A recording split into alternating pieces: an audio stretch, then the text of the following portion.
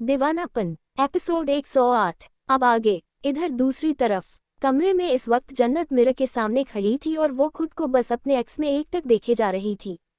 उसे अभी भी यकीन नहीं हो रहा था कि वो अब एक आम लड़की नहीं बल्कि रिधान सूर्यवंशी की बीवी बन चुकी थी। वो रिधान सूर्यवंशी जिसे दुनिया कभी उसके भाई के नाम से जानती थी, लेकिन आज वो उसकी बीवी बनकर खड़ी थी। खुद की ऐसी पहचान देखकर अचानक से जन्नत की आंखों से आंसू निकले, जो सीधे लुढ़कते हुए उसके गाल पर आए।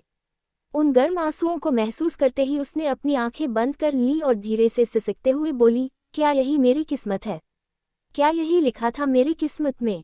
क्या मैं वाकई अब रिधान सूर्यवंशी की बीवी बन चुकी हूँ? आखिर पल भर में ये सब कुछ क्या हो गया? मेरी दुनिया पलटकर रह गई और मैं कुछ नहीं कर पाई, सिर्फ अपने साथ हो रहे तमाशे को देखती रह गई। आखिर क्यों किया भगवान ने मेरे साथ इतना बड़ा?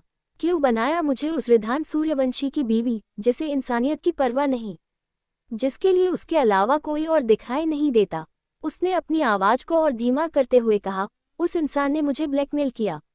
उस इंसान ने कहा कि तुम मुझे मेरे परिवार तक पहुंचा दोगी, वो परिवार जो मेरी खुद की फैमिली है। लेकिन उससे पहले उसने मुझसे शादी की बात की और मुझे इस तरह ब्लैकमेल किया कि ना चाहते हुए भी मुझे उसके साथ फेरे लेने पड़े। आखिर अब मैं क्या करूंगी? कहाँ जाऊंगी? किस मुंह से दुनिया का सामना करूंगी? दुनिया तो सिर्फ मुझे गालियां देगी, मेरे रिश्ते पर सवाल उठाएगी कि मैंने क्या कर दिया। मैंने अपने हाथों से ही अपनी खुशियों का गला घोंट दिया।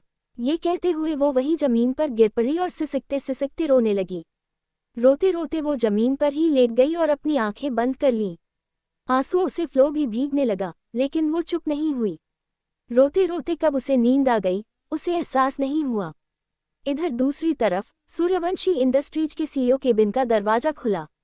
मानिक तेजी से अंदर आया और टेबल पर अपना हाथ पटकते हुए बोला, रिधान, ये क्या किया तुमने? तुम होश में तो हो? तुमने वाकई जन्नत के साथ शादी कर ली? आखिर ऐसा क्यों किया तुमने? क्या तुम मुझे बताओगे? ये सुनते ही रिधान ने अपनी आंखें छोटी करके कहा, मुझे लग रहा था कि तुम मेरे दोस्त हो, तो तुम मुझे यहाँ आकर मेरी अभी अभी हुई शादी के लिए कांग्रेचुलेशंस बोलोगे। लेकिन तुम तो यहाँ उल्टा मुझे ही सुना रहे हो। क्या यही दोस्ती है तुम्हारी? ये सुनकर मानिक ने दांत पीसते हुए कहा, रिधान, तुम सच में पागल हो गए हो। तुम्हें पता है तुम्हारे इस एक फैसले ने सब कुछ तबाह कर दिया है। तुम्हारे मॉम डैड कितने ज्यादा परेशान हैं। तुम्हारी मॉम मुझे बार बार कॉल कर रही हैं। वो कह रही हैं कि मैं तुम्हें समझाऊं और कहूं कि जन्नत को डिवोर्स दे दो। डिवोर्स शब्द सुनते ही रिधान के एक्सप्रेशंस बदल गए। उसने बिना किसी भाव के कहा, अगर उन्होंने दोबारा तुमसे डिवोर्स की बात कही तो साफ साफ कह देना कि तुम्हारा मुझसे कोई लेना देना नहीं है। अब सिर्फ मेरी जिंदगी में एकलौती मेरी बीवी है, इसलिए मैंने सबको अपनी जिंदगी से बेदखल कर दिया है। दोस्ती के रिश्ते को भी पूरी तरह खत्म कर दिया है। ये सुनकर मानिक ने गुस्से से कहा, क्या बकवास कर रहे हो तुम? ऐसा कैसे कह सकते हो? तुम आज भी मेरे दोस्त हो, लेकिन मैं तुमसे झूठ नहीं बोलूंगा। मैं तुम्हें समझा रहा हूँ। अभी सबको ऐसा लगता है कि तुम उसके भाई हो। अभी पूरी सच्चाई सामने नहीं आई है। तुम्हें सोच समझकर काम करना चाहिए। इनफैक्ट तुम्हें फिलहाल जन्नत से दूर रहना चाहिए। तभी रिधान ने गुस्से में कहा, वो मेरी बीवी है और मैं अपनी बीवी से दूर कैसे रहूं? मैं उससे दूर नहीं रह सकता। इनफैक्ट मैं तो आज उसके साथ सुहागरात भी मनाऊंगा। उसकी ये बात सुनकर मानिक चौंक गया। हैरानी से उसे देखते हुए बोला, क्या कहा तुमने? तुम एक बच्ची के साथ सुहागरात मनाओगे? तुम्हें पता भी है उसकी उम्र क्या है? तुम्हें जरा भी अक्ल नहीं है रिधान। तुम्हें एहसास भी नहीं है कि तुम ये क्या बकवास सोच रहे हो? तभी रिधान ठंडी मुस्कान के साथ बोला, क्या तुमने वो नहीं सुना कि age is just a number? ये सुनकर मानिक गुस्से में बोला, मैं ये बकवास बातें नहीं सुनूंगा। बस मैं तुम्हें वार्न कर रहा हूं, उसके साथ कुछ भी गलत मत करना, क्योंकि तुमने पहले ही बहुत कुछ गलत किया है। अब अगर तुम उसके साथ कोई भी जबरदस्ती करोगे तो शायद वो तुमसे हद से ज्यादा नफरत करने लगेगी, क्योंकि मुझे अच्छे से पता है कि तुमने उससे जबरदस्ती ही शादी की होगी, वरना वो इतनी समझदार है कि वो तुमसे कभी शादी नहीं करती। ये सुनकर रिधान के एक्सप्रेशंस बदल गए। उसने सख्त लहजे में कहा, अगर वो मुझसे शादी नहीं करती तो किससे करती? क्या तुम प्लान कर रहे थे उससे शादी करने का? मानिक हैरानी से उसे देखते हुए बोला, क्या तुम पागल हो गए हो? कैसी बातें कर रहे हो? मैंने उसे हमेशा अपनी छोटी बहन की नज़र से देखा है। रिधान मुस्कुराते हुए बोला, गुड, और हमेशा उसे छोटी बहन की नज़र से ही देखना। अगर तुम्हारा नजरिया बदला तो मैं तुम्हें ही बदल दूंगा। ये सुनकर मानिक ने गुस्से में अपने हाथों की मुट्ठियां बना लीं। तभी रिधान अपनी जगह से उठते हुए बोला, रात हो गई है, मेरे सुहागरात का वक्त भी हो गया है, अब मैं जा रहा हूँ। तुम भी जाकर किसी लड़की को ढूंढ लो और उसके साथ वक्त बिताओ। ये कहकर उसने मानिक के कंधे पर थपथपाया और तिरछी मुस्कान के साथ बाहर निकल गया। मानिक बस उसे जाते हुए देखता रह गया। उसके चले जाने के बाद मानिक ने आखिर में खुद से कहा, मुझे पता है रिधान, तुम्हारे दिमाग में कुछ न कुछ तो ऐसा चल रहा है जिस वजह से तुमने इतना बड़ा फैसला लिया है। क्योंकि तुम्हारे इस फैसले से सिर्फ एक इंसान नहीं बल्कि पूरी दुनिया खिलाफ होगी। अभी आधी दुनिया को यही लगता है कि वो तुम्हारी बहन है, और तुमने जो किया है उसकी वजह से बहुत सारे सवाल खड़े होंगे। मुझे नहीं पता तुम कैसे उन सब को हैंडल करोगे, लेकिन मुझे ये जरूर पता है कि इन सब में जन्नत को बहुत ज़्यादा सहना पड़ेगा। उसे बहुत तकलीफ होने वाली है, लेकिन मुझे समझ नहीं आ रहा कि मैं इन सब में उसकी कैसे मदद करूं। किस तरह से मैं उसे इन हालातों से बाहर निकालूं, क्योंकि जब तक वो तुम्हारे साथ रहेगी तब तक उसे सिर्फ तकलीफ ही मिलेगी। ये सब सोचते हुए मानिक वहां से बाहर निकल गया। इधर रात के 10 बजे बज रहे थे जब दरवाजा खुला। रिधान अपने हाथ में एक बड़ा सा फ्लावर बुके और दूसरे हाथ में कोट लिए अंदर की तरफ आया। तिरछी स्माइल के साथ बोला, मेरी लिटिल वाइफ कहाँ है? देखो, मैं तुम्हारे लिए ये फ्लावर बुके लेकर आया हूँ। तुम्हारा ये फेवरेट फ्लावर बुके है ना? मुझे अच्छे से पता है। चलो अब जल्दी से मेरे सामने रेडी होकर आ जाओ।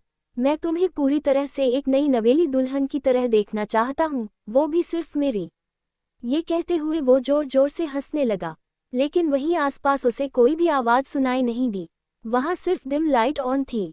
कोई आवाज न आते देख रिधान के एक्सप्रेशंस बदल गए।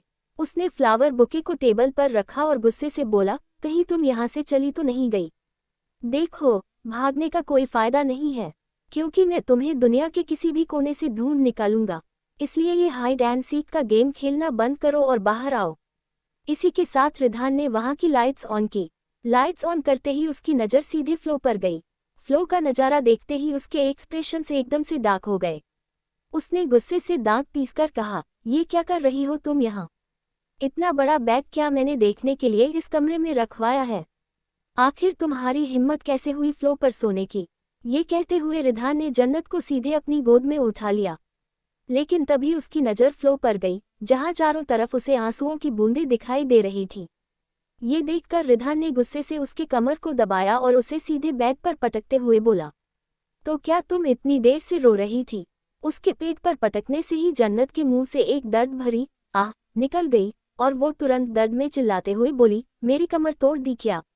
ये कहते हुए जैसे ही जन्नत होश में आई, उसे एहसास हुआ कि अब उसकी जिंदगी पूरी तरह बदल चुकी है। उसकी नज़र रिधान पर गई। रिधान को देखते ही जन्नत की आंखों में गहरी नफरत झलकने लगी। उसने रिधान से नज़र फेरते हुए कहा, चले जाए यहाँ से, मुझे आपकी शक्ल भी नहीं देखनी। उसके ऐसे तेवर देखकर रिधान के चेहरे पर एक हल्की सी स्माइल आ गई। वह उसके करीब झुका और उसके बालों को सूंघते हुए बोला, तुम्हें मुझे देखने की कोई ज़रूरत नहीं है, क्योंकि मैं सिर्फ तुम्हें देखना चाहता हूँ। ये सुनकर गुस्से में भरी जन्नत बेड से उठी और बोली, बहुत हो गई आपकी बदतमीजी। अब मैं और आपकी बदतमीजी नहीं सहूंगी। चुपचाप यहाँ से चले जाए या फिर मुझे जाने दीजिए। यहाँ मुझे घुटन हो रही है, और जहाँ भी आप दिखाई देंगे मुझे हर जगह घुटन होगी। ये कहकर जैसे ही वह वहाँ से जाने के लिए मुड़ी, अचानक से रिधान ने उसकी कलाई पकड़कर उसे अपने करीब खींच लिया। उसे बेड पर गिराते हुए तिरछी स्माइल के साथ बोला, आज तो हमारी सुहागरात है, और सुहागरात के दिन बीवियां अपने पतियों को छोड़कर नहीं जाती बल्कि उनके साथ होती हैं। और अब तुम भी चुपचाप मेरा साथ दो। जन्नत ने जैसे ही सुहागरात शब्द सुना, उसे ऐसा महसूस हुआ जैसे उसके पूरे शरीर में अजीब सी सिरहन दौड़ गई हो। उसका मुंह बस खुला का खुला रह गया। क्या होगा अब आगे? एपिसोड 109। अब आगे। जन्नत ने जैसे ही ये सुना वो बिल्कुल शॉक हो गई और दूसरे ही पल हड़बड़ी के साथ बोली, क्या क्या कहा सुहागरात? इसके जवाब में रिधान तिरछा मुस्कुराते हुए बोला, क्यों, क्या हुआ? तुम्हें पता नहीं है सुहागरात क्या होता है? जन्नत का दिल अचानक से जोरों से धड़कने लगा और वो तुरंत घबरा कर बोली, देखिए रिधान, चले जाए यहाँ से। पहले ही मैं बहुत ज़्यादा परेशान हूँ। अगर दोबारा आपने ऐसा कुछ भी किया या कहा तो मुझसे बुरा कोई नहीं होगा। मुझे कोई सुहागरात नहीं मनानी आपके साथ। ये कहकर वो तुरंत खुद को ब्लैंकेट से पूरा कवर कर ली। रिधान उसे कुछ पल तक घूरता रहा। उसके चेहरे पर अचानक से एक तिरछी स्माइल आ गई और वो वहां से जाते हुए बोला, अभी के लिए तुम्हें आराम करना चाहिए क्योंकि आगे आने वाली रातें तुम्हारे लिए बहुत बड़ी और मुश्किल भरी होने वाली है। उसकी सारी बातें जन्नत को सुनाई दे रही थी लेकिन उसके हाथ पैर कांप रहे थे। उसने कुछ भी जवाब नहीं दिया। उसे कुछ ही देर में एहसास हुआ कि दरवाजा बंद हो चुका था।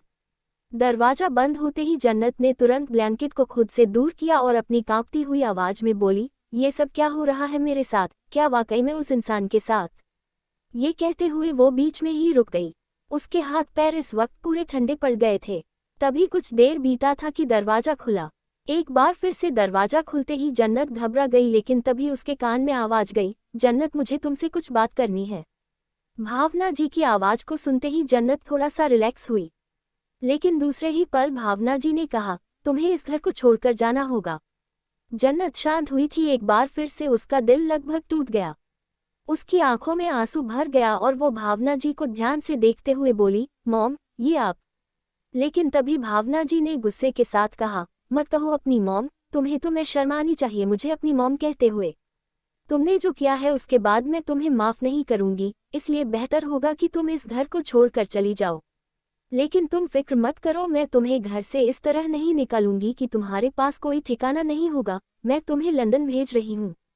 अभी तुम्हारी पढ़ाई भी पूरी तरह कंप्लीट नहीं हुई है। तुम लंदन जाओगी, वहां पर अच्छे से पढ़ाई लिखाई करोगे और अपना करियर बनाओगी। बस फर्क इतना है कि तुम अब इंडिया और हम सब से दूर रहोगी। ये सुनकर जन्नत की आंखों से झज्जर करके आंसू बहने लगे। वो तुरंत अपनी जगह से उठी और बोली, मॉम, ये आप क्या कह रही है? आप मुझे सबसे दूर लंदन क्यों भेज रही है? इसके जवाब में भावना जी ने कहा, क्या वाकई तुम्हें नहीं पता कि हम ऐसा क्यों कर रहे हैं? तुमने खुद की हालत देखी है। तुम इस वक्त रिधान की बीवी बनकर मेरे सामने खड़ी हो और पूछ रही हो कि मैं क्यों तुम्हें भेज रही हूँ। ये सुनते ही जन्नत के दिल के जैसे टुकड़े टुकड़े हो गए। वो कहाँ रिधान की बीवी का शब्द सुनना ही नहीं चाहती थी, लेकिन अफसोस की बात थी कि उसे अब ये सुनना पड़ेगा। तभी भावना ने गहरी सांस लिया और उसे कंधे से पकड़कर बोली, मैंने कभी सपने में भी नहीं सोचा था कि तुम्हें अपने बेटे के बीवी के तौर पर मुझे देखना पड़ेगा, लेकिन अब जब तुमने ऐसा किया है तो मेरे पास सिर्फ एक ही रास्ता बचा है। तुम्हें यहाँ से जाना पड़ेगा, क्योंकि रिधान के साथ मैं कोई जबरदस्ती नहीं कर सकती। रिधान अपने मर्जी का मालिक है। अगर मैंने उसके साथ कोई जबरदस्ती की भी तो वो सिर्फ और सिर्फ मुझसे नाराज हो जाएगा और वो कोई भी गलत कदम उठा सकता है। तुम उससे काफी ज्यादा शांत हो, इसलिए मैं सिर्फ तुम्हारे साथ ही जबरदस्ती या और कुछ कर सकती हूँ। इसलिए प्लीज बेटा मेरी बात समझने की कोशिश करो। तुम यहाँ से चली जाओ, इसी में हम सब की भलाई है, क्योंकि मैं अपने परिवार को ऐसे बेइज्जत होते हुए नहीं देख सकती। जन्नत ये सब कुछ सुन रही थी और ये सब कुछ सुनने के बाद उसके चेहरे पर एक दर्द भरी स्माइल आ गई। उसने धीरे से कहा, तो आपको ऐसा लगता है कि अगर मैं यहाँ पर रहूंगी तो इससे आपके सूर्यवंशी खानदान की बेइज्जती होगी, क्योंकि अब मैं इस खानदान की बहू बन चुकी हूँ। इसके जवाब में भावना नजरें चुराते हुए बोली, देखो बेटा, तुम्हें जो समझना है तुम समझ सकती हो, लेकिन इस वक्त मेरे लिए मेरी फैमिली की इज्जत से बढ़कर कुछ भी नहीं है। तुम अच्छे से जानती हो कि सूर्यवंशी खानदान कोई आम खानदान नहीं है। पूरी दुनिया इस खानदान पर अपनी नज़र रखती है। पूरी दुनिया को पता चलेगा कि इस खानदान के बेटे ने ही खानदान की बेटी। लेकिन इसके आगे वो कुछ कह पाती उससे पहले ही जन्नत गुस्से से चिल्लाते हुए बोली, नहीं हूँ मैं इस खानदान की बेटी। कोई खून का रिश्ता नहीं है मेरा इस खानदान के साथ। मैं इस खानदान की सिर्फ गोद ली हुई बेटी हूँ, इससे ज्यादा और कुछ भी नहीं। मेरा खून अलग है, इसलिए अगर कोई उंगली भी उठाता है तो आप सब कह सकते हैं कि मैं इस खानदान की बेटी नहीं हूँ। इस नाते मैं रिधान की बीवी बन सकती हूँ। उसकी ये बात सुनते ही भावना एक पल के लिए शॉक्ड हो गई और उसे शॉक्ड होकर देखकर बोली, ये तुम क्या बकवास कर रही हो? तुम होश में तो हो? तुमने क्या कहा अभी कि तुम इस खानदान की बहू बनना चाहती हो? ये सुनकर जन्नत ने गुस्से के साथ कहा, मैंने ऐसा तो नहीं कहा कि मैं इस खानदान की बहू बनना चाहती हूँ। मैं तो बस इतना कह रही हूँ कि बार बार जो आप मुझे खानदान की बेटी होने के बारे में याद दिलाती है वो गलत है। आपको भी अच्छे से पता है कि मैं वाकई आपकी कोई सगी बेटी नहीं हूँ। तो फिर क्यों आप मुझे खुद से दूर करना चाहती हैं और सबसे दूर लंदन भेजना चाहती है? क्या आपको लगता है कि मैं आप सबके बगैर रह सकती हूँ?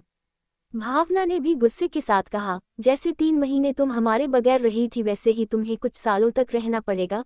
जैसे ही यहाँ का माहौल सब सही हो जाता है और मैं रिधान की शादी ईशानी से करवा देती हूँ, उसके बाद तो माँ जाना, मुझे फर्क नहीं पड़ता। ये सुनकर दूसरे ही पल जन्नत तो शौक ही हो गई और उसने धीरे से कहा, तो इसका मतलब आप मुझे यहाँ से इसलिए दूर भेज रही है क्योंकि आपको रिधान की शादी करवानी है। इसके जवाब में भावना ने कहा, हाँ बिल्कुल, उसकी शादी मैं ईशानी से ही करवाऊंगी, क्योंकि पूरी दुनिया को पता है कि उसकी शादी ईशानी से होने वाली है। और अब जब उन्हें ये पता चलेगा कि उसने तुमसे शादी कर ली तो बहुत बेइज्जती होगी, इसलिए मैं उसकी शादी ईशानी से जल्द करवा दूंगी। लेकिन उसके लिए तुम्हें यहाँ से जाना पड़ेगा, क्योंकि जब तक तुम उसकी नज़रों के सामने रहोगी तब तक ऐसा कुछ भी नहीं हो पाएगा। इसलिए अपने सामान की पैकिंग कर लो, थोड़ी देर में गॉड्स तुम्हें लेकर एयरपोर्ट चले जाएंगे।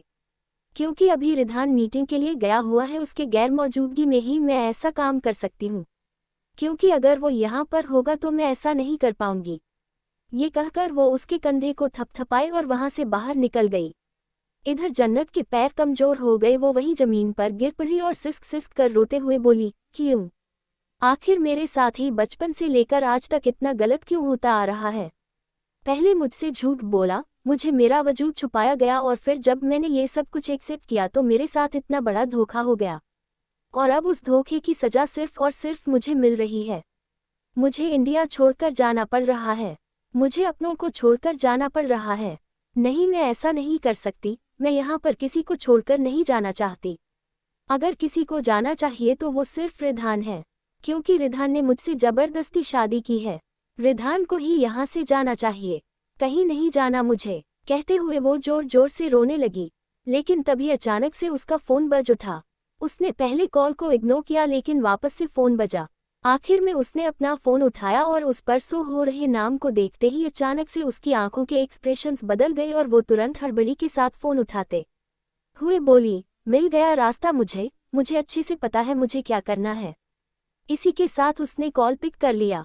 इधर दूसरी तरफ सूर्यवंशी इंडस्ट्री में इस वक्त रिधान विंडो के पास खड़ा सिगरेट पी रहा था। चारों तरफ धुआं ही धुआं फैला हुआ था। लेकिन तभी दरवाजा खुला और तन्मय गुस्से से अंदर आते हुए बोले, रिधान आखिरकार तुमने अपनी मनमर्जी कर ही ली, लेकिन तुम्हें पता नहीं है तुमने बहुत गलत किया है और इसके लिए मैं तुम्हें माफ नहीं करूंगा। रिधान के चेहरे के एक्सप्रेशंस नहीं बदले और वो तिरछा मुस्कुरा कर बोला, तो आपको क्या लगता है मैं आपके माफी का मोहताज हूँ? ये सुनते ही गुस्से के साथ तन्मय उसके पास आते हुए बोले, आखिर तुम्हें एहसास है कि तुम क्या बकवास कर रहे हो? तुमने उससे शादी कर ली है, पूरी दुनिया को क्या जवाब दोगे तुम? क्या तुमने इसके बारे में सोचा है? ये सुनकर रिधान ने सिगरेट को अपने जूते के तले मसल दिया और उनके तरफ होते हुए बोला, ये पूरी दुनिया मेरी नहीं है, मेरी दुनिया सिर्फ उस लड़की में बसती है। उसके अलावा मुझे किसी से कोई लेना देना नहीं है। आपको दुनिया से लेना देना होगा तो आप ही जाकर उन्हें जवाब दीजिए और साथ में उन्हें ये भी बताइए कि किस तरह से आपने अपने ही असिस्टेंट की बेटी को अपनी बेटी बनाया और किस तरह से आपने दुनिया वालों के सामने उसे मजबूरन मेरी बहन बनाया। और फिर डीएनए टेस्ट रिपोर्ट भी सबको दिखाए। उसके बाद देखता हूँ कि किस तरह आपकी इज्जत बचती है। जैसे ही रिधान ने ये सब कुछ कहा तन्मय के तो पैरों तले जमीन ही खिसक गई और वो बस शॉक होकर उसे देखता रह गया। एपिसोड 110। अब आगे। दूसरे ही पल गुस्से के साथ तन्मय ने कहा, क्या बकवास कर रहे हो तुम? इसके जवाब में रिधान ने भी गुस्से के साथ कहा, बकवास नहीं कर रहा, बल्कि आपको आपकी सच्चाई बता रहा हूँ। क्यों, क्या हुआ? आपको टेंशन हो रही है कि मुझे कैसे ये बात पता चल गई कि वो लड़की आपके so called assistant Raman uncle की बेटी है? ये सुनकर तन्मय के चेहरे पर अब पसीने आ गए। वो तुरंत अपनी नजरें चुराते हुए बोले, देखो रिधान, ऐसी बात नहीं है। तुम मेरी बात समझने की कोशिश करो, जैसा तुम सोच रहे हो। लेकिन तभी अचानक रिधान ने उनकी बात को बीच में काटते हुए कहा, मैं क्या सोच रहा हूँ और क्या नहीं, इससे आपको मतलब नहीं होना चाहिए। लेकिन एक बात कान खोलकर सुन लीजिए, अगर आपने जल्द से जल्द उसे उसकी असली सच्चाई नहीं बताई तो आप सोच भी नहीं सकते कि आपके साथ क्या होगा। और दोबारा आप कभी मुझे ये समझाने की कोशिश नहीं करेंगे कि मैं क्या करूं और क्या नहीं, क्योंकि वो मेरी कोई सगी बहन नहीं है और ना ही उसके साथ मेरा कोई खून का रिश्ता है। अब वो मेरी बीवी बन चुकी है और बहुत जल्द दुनिया वालों के सामने भी मैं उसे अपनी बीवी के तौर पर एक्सेप्ट करूंगा और ऐसा करने से मुझे कोई भी नहीं रोक सकता, फिर वो चाहे आप ही क्यों ना हो। इसी के साथ रिधान वहां से बाहर निकल गया और तन्मय रिधान की सारी बातें बस हैरानी के साथ सुनते रह गए। इधर दूसरी तरफ अपार्टमेंट में आशी गुस्से के साथ इधर उधर सामान फेंकते हुए बोली, अब क्या करूंगी मैं? मुझे कुछ समझ नहीं आ रहा है। मैंने सोचा था कि मैं जन्नत को बर्बाद कर दूंगी, उसे मार डालूंगी, पर इस रिधान सूर्यवंशी ने उससे शादी कर ली और अब वह उसकी बीवी बन चुकी है। पहले तो वह मेरे उस घर में मेरी फैमिली के साथ मेरी जगह लेकर गई, और अब वह उस घर की बहू बन चुकी है। मुझे लगता है कि मैं हार गई हूँ। लेकिन तभी सोफे पर बैठे चिरंजीवी उसे देखते हुए बोले, पहले तो तुम शांत हो जाओ। तुम्हें जो लग रहा है, मुझे नहीं लगता कि वह सही है, क्योंकि अचानक से रिधान सूर्यवंशी का जन्नत से शादी करना मुझे कुछ खटक रहा है। ये सुनकर आशी गुस्से से दांत पीसते हुए बोली, क्या खटक रहा है आपको? और आपको क्या लगता है, क्या ये सही होगा? क्या वो वाकई उसके लिए कुछ फील करता होगा? और बाय द वे, मैं उसकी आंखों में बहुत कुछ देख चुकी हूँ। वह पागल है उस लड़की के लिए।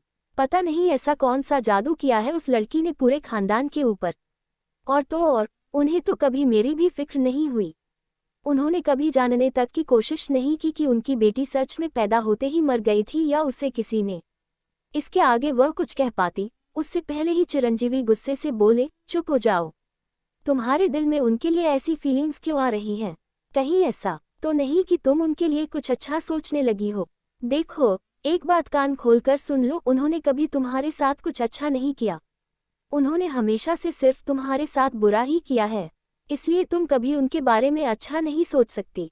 तुम्हें सबको बर्बाद करना है, सबको मारना है, क्योंकि उस खानदान में मौजूद कोई भी तुम्हारा अपना नहीं है।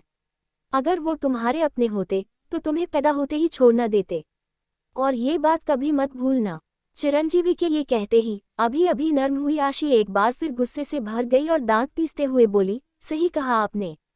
मैं ऐसा कुछ भी नहीं करने वाली, बल्कि मैं तो उन सबको बर्बाद करूंगी, फिर चाहे वह जन्नत उस खानदान की बहू ही क्यों ना बन गई हो। मैं उसे उसकी असली औकात याद दिलाऊंगी। ये कहते हुए वह वहां से बाहर निकल गई। इधर चिरंजीवी उसे जाते हुए देखकर हंसते हुए बोले, कहते हैं घर का भेदी लंका ढाए।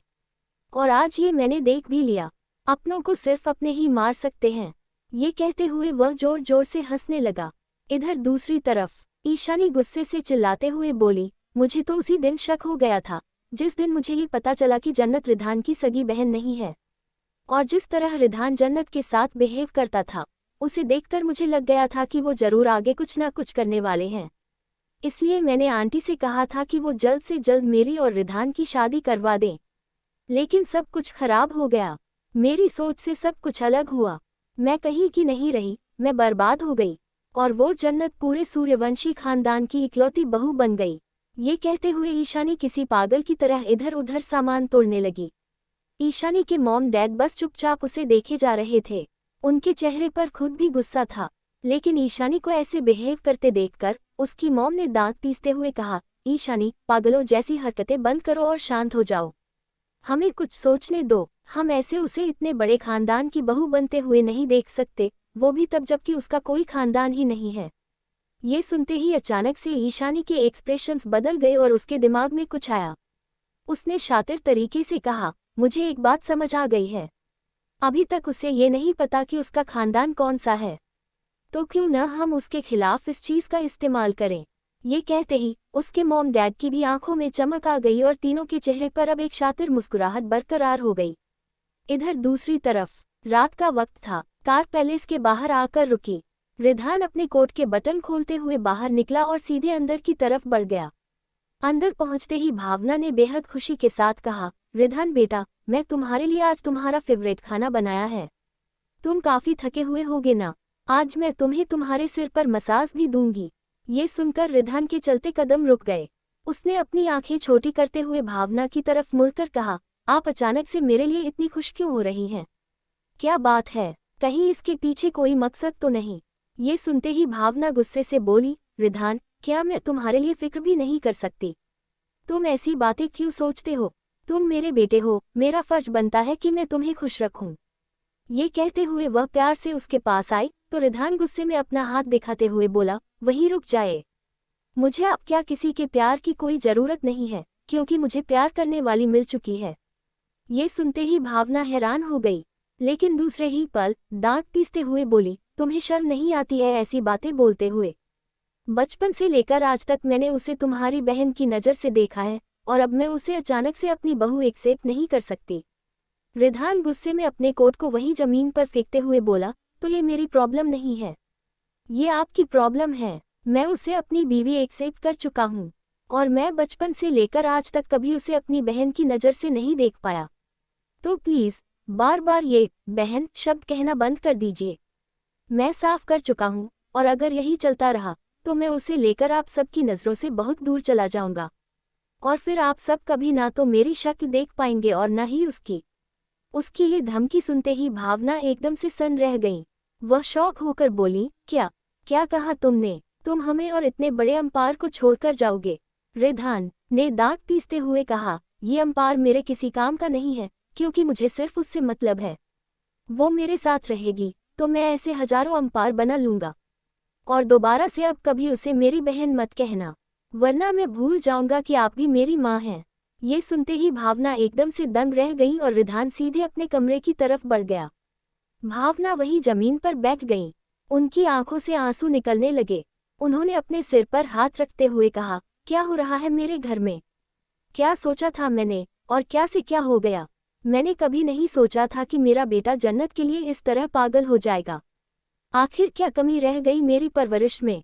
इधर दूसरी तरफ रिधान ने जोर से दरवाजे पर लात मारी। जैसे ही दरवाजा खुला, गुस्से से अंदर आते हुए बोला, कहाँ हो तुम? मुझे तुमसे बात करनी है। लेकिन ये कहते हुए जब उसने एक नज़र चारों तरफ दौड़ाई तो वहां कोई नहीं था। ये देखते ही रिधान के एक्सप्रेशन डार्क हो गए। वह गुस्से से दांत पीसते हुए बोला, क्या तुम मुझे छुपाने की कोशिश कर रही हो? सुन लो, छुपने का कोई फायदा नहीं है क्योंकि मैं तुम्हें जहन्नुम से भी ढूंढ निकालूंगा। ये कहते हुए वह गुस्से में वॉशरूम की तरफ बढ़ा, लेकिन वहां भी कोई नहीं था। उसने क्लोजेट की तरफ देखा, वहां भी कोई नहीं था। बालकनी में भी कोई नहीं था। ये देखकर अब रिधान गुस्से से चिल्लाते हुए बोला, मॉम, कहाँ है मेरी बीवी? उसकी आवाज़ इतनी तेज और भयानक थी कि उसके रूम के पास से गुजर रहे नौकर नौकरानी भी घबरा गए। नीचे भावना भी उसकी आवाज़ सुनकर एकदम से सुन्न रह गया। आगे की स्टोरी के लिए कमेंट कीजिए।